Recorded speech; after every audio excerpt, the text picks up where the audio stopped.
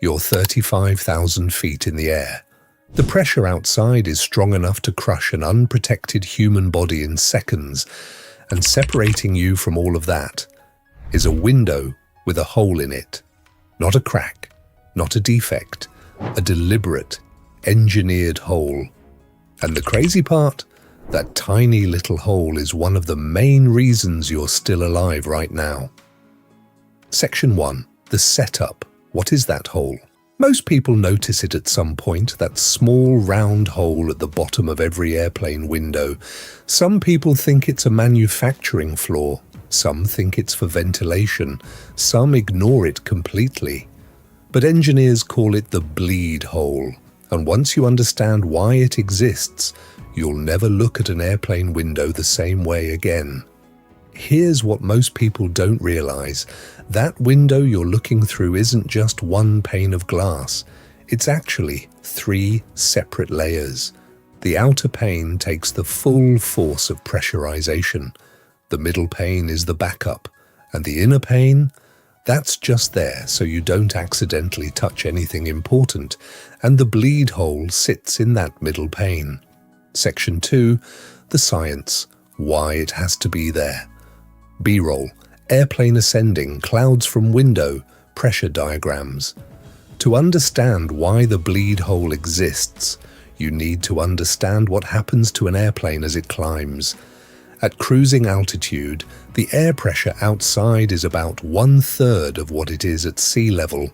Without a pressurized cabin, you'd lose consciousness in under a minute.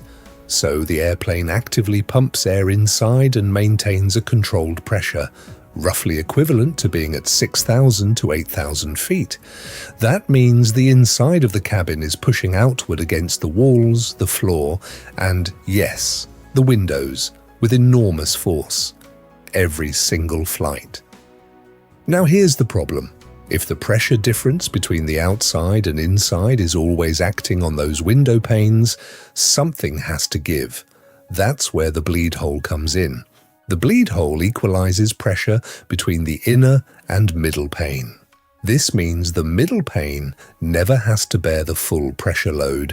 The outer pane does all that work. The middle pane is kept in a kind of pressure standby, ready to take over only if the outer pane fails. It's essentially a built-in failsafe. The outer pane works, the middle pane stays fresh. Section 3. The bonus function, fog and condensation. But pressure isn't the only reason that hole exists. Anyone who's flown on a cold morning has seen windows fog up, or even frost over from the inside. That happens because warm, moist, cabin air hits the cold surface of the window glass and condensation forms. The bleed hole actually vents moisture away from the middle and outer panes. Instead of that moisture building up between the layers, which could cause fogging, freezing, or even structural weakening over time, it gets flushed out through the hole. So that tiny hole is doing 2 jobs at once, managing pressure and managing moisture, both critical, both invisible, both working silently every single flight. Section 4. The bigger picture, how much safety is built into planes. This is what's fascinating about aviation engineering. Almost everything you see on an airplane has a reason. Nothing is accidental. The bleed hole is a perfect example of redundant safety design. The philosophy in aviation is simple. Never rely on a single point of failure. If one thing breaks, something else is already in position to take over. The outer pane fails. The middle pane holds. The middle pane holds because the bleed hole kept it at the right pressure. The inner pane is there in case anything shifts. 3 layers of protection for something as simple as a window. This is why commercial aviation is, statistically, the safest form of transportation ever created. It's not luck. It's layers of engineered redundancy, down to a hole you can barely fit a pencil through. So next time you're sitting in that window seat staring out at the clouds below, Take a look at that tiny hole. It's not a flaw. It's not something the manufacturer forgot to patch up.